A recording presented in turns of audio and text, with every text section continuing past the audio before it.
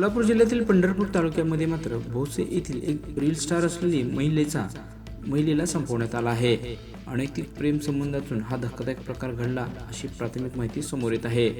सोनाली जाधव वय वर्ष 34 असं महिलेचे नाव असून सोनालीला 16 वर्षापूर्वी नेताजी जाधव यांच्यासोबत विवाह झाला होता.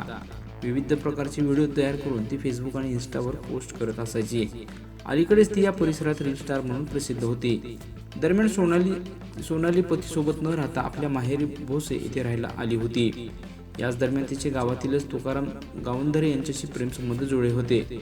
मात्र काही दिवसापासून सोनाली दुसऱ्या एका मित्रासोबत फिरत असल्याच्या आरोपी तुकारामने पाहिले होते. याच रागातून त्याने सोनालीच्या वाढदिवसा दिवशीच म्हणजे 6 एप्रिल रोजी गिफ्ट देण्याच्या बहाण्याने तिला मोटरसायकलवरून बाहेर नेलं. 2 दिवस सोनाली घरी न आल्याने तिच्या वडिलांनी करकम पोलीस ठाण्यात ती बेपत्ता असल्याची तक्रार दाखल केली. 2 दिवसानंतर रोपळे परिसरातील कालव्यात एका महिलेचा कुजलेल्या अवस्थेमध्ये मृतदेह आढळून आला. मयत सोनालीच्या वडिलांनी हा मृतदेह सोनालीचाच असल्याची ओळख पटवली.